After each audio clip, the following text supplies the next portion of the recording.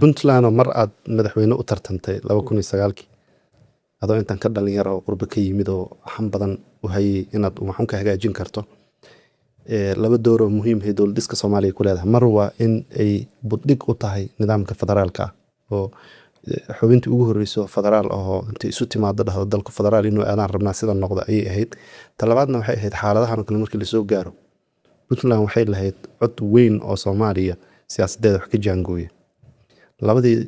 labadii kala guuri u dambeeyay kii hore ee 2020kii iyo 2022kii intii u dhaxaysay Socday iyo Kamba waxaad moodaa puntland markii la maqlay Siciidani la maqlayo Siciidani markii la maqlay in puntland la maqlayo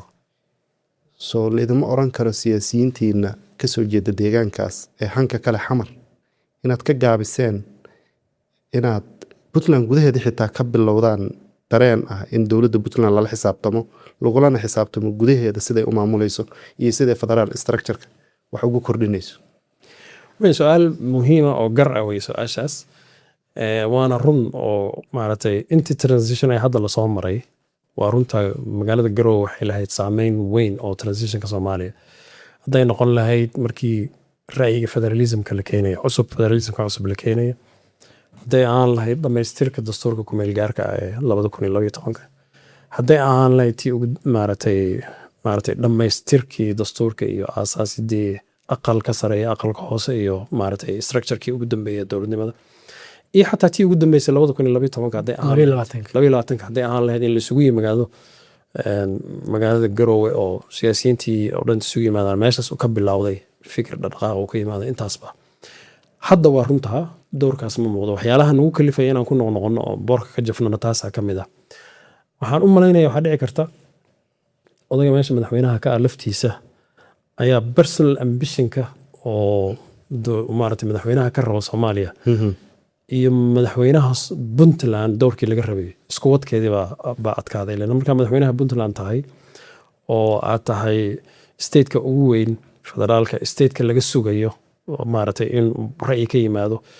state-ka ugu horeeyay state-yada oo markay dhiida dhaawal la rabay in lagu soo hirtay la rabayo door weyn oo ku banaan baa jira as madaxweynaha Puntland markaad musharax tahay oo aad madal ka qayb galaysidna waa door kale marka labada door baan waxaan dareemaynaa isku qaskoodii inay waxyaalo badan keeneen laakiin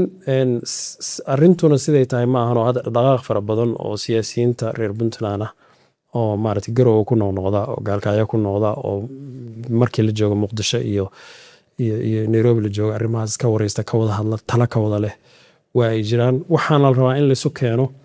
in ra'yina la keeno dalka Soomaaliyeed badbaadidiisa qayb ka noqonaya dowrkii Puntland ay ku lahayd dowladnimada Soomaaliya soo celinaya arintaas aad baa maaragtay wada hadalkeedii u socda iyo discussionkeedii iyo wada qabsigeedii oo hadda aan ku sheegay 2 usbuuc ka hor aniga iyo Axmed Ciise Caawad sababta aan u joognay magaalada Garowe taas ka mid ah laakiin waa runta 2012 iyo 2016 iyo 2022 iyo 2004 dowrarkii ay lahaan jirtay hadda inay ka gaabisay waa caddahay taas maaragtay waa su'aal gara waa arrin aan dareensanahay shaqadeedana aan ku jirno maaragtay maalinta ka dambeysana